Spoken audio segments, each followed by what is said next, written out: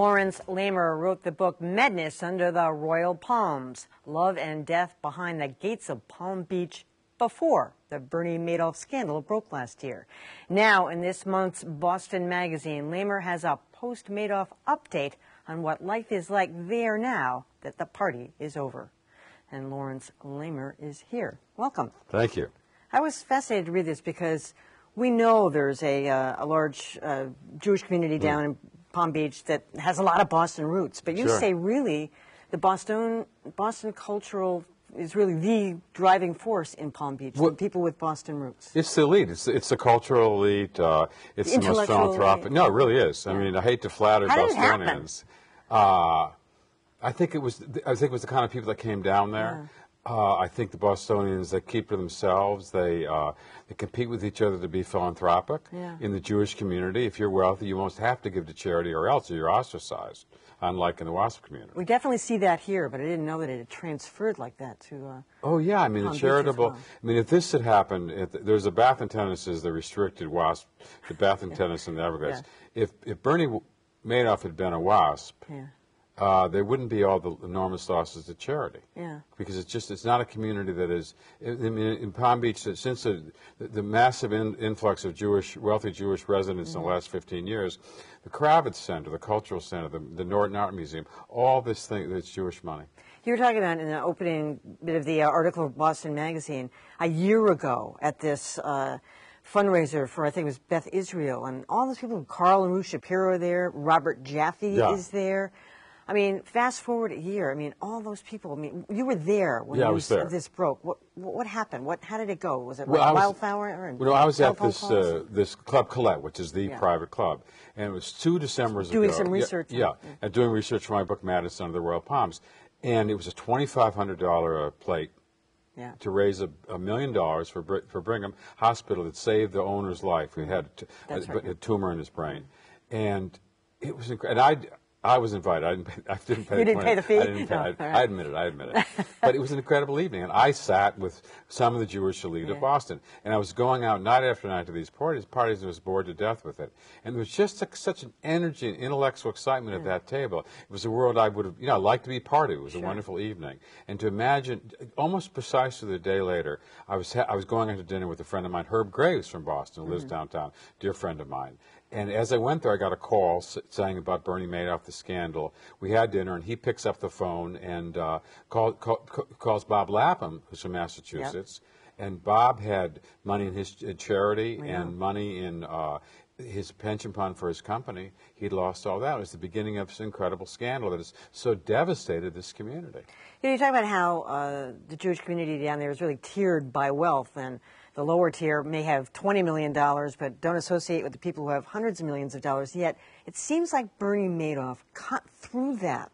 I mean, there were people who had only a few $1 million, or maybe tens of millions of dollars, who were invested with him. How did that happen? Well, the Palm Beach Country Club, basically, here is this place that was restricted, where if you were a German Jew in the early years of the 20th century, you were accepted. You were the lead aristocratic German Jew. You'd come down in your own train car. You'd spend a month in Palm. You were men like Flo Ziegfeld or Mr. Botch. These people, they were accepted.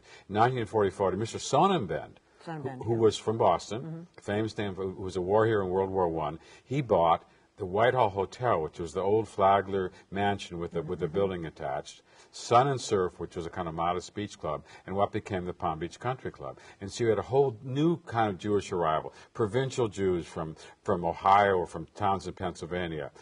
They were treated a different way. They were not so welcome. And they became basically a ghetto within Palm Beach, with their own country club, their own hotel, their own beach club. And this became a different world. And then this country club is created, and the Stockholm syndrome, where if you're a prisoner, you identify with the person that captures you. Well, here is the Jewish people not allowed to go into the country club, being looked down upon. So what do? They create their country club basically in the image of the WASP club. They're just as snooty to Jews who aren't members as the WASP are snooty to them. Even within the club itself, there are 4 or 5 different levels. And I guess my question is, so how did he break through? Because, I mean, people were clamoring to meet him, as you say Right. in your article. I mean, they, please introduce me. But so, I mean, he did cut across a lot of different Well, levels. first getting into that club, you see, when he bought his place in 94, 96, he gets into the club. Now, get into it. It's the most difficult club to get into in Palm Beach. You have to give a lot of money to charities, mainly to Israel and to other Jewish charities and to others. To even be considered for the club? Yeah, to be considered by the club. You have to give several $100,000. Yeah. You can't be a slumlord. The Gordons from Boston, they're not members. His father was a quote unquote slumlord in Boston. They aren't members of the club. You can't be in the garbage business. See, so once you get in, well, yeah, okay, all right. That's the look. Okay, so once you get inside, then you're totally accepted, and that's with Bernie Madoff. Once he's inside, he had to be an honorable person. There was a Korean businessman who 3 years ago cheated people out of over $100 million. He was an outsider, but Bernie Madoff. I like to think of him as the Jewish Warren Buffett. It's just as devastating and as unthinkable as if tomorrow we read in the paper that Warren Buffett was a total scam. Now, Robert Jaffe, who is the Shapiro's son-in-law. Right. Do you believe, you sat with him at this infamous dinner that you started writing about a little bit over a year ago. Do you think he's involved in this? Well, his friends say about him, their defense of him is he's too stupid to do this. Now, I hope if I'm aggressive to some crime, they won't say, well, Larry's just too stupid to do it. I mean, I hope we'll find some of the defense. But that's the defense, that he's just this kind of, he's very upset that he's portrayed in this magazine article as considering he looks like an aging gigolo. Yeah. Well, it's precisely, you said that, I know. It was like, wow. But it's precisely what he looks like. Yeah. I don't say is a gigolo. I say he looks like an aging gigolo.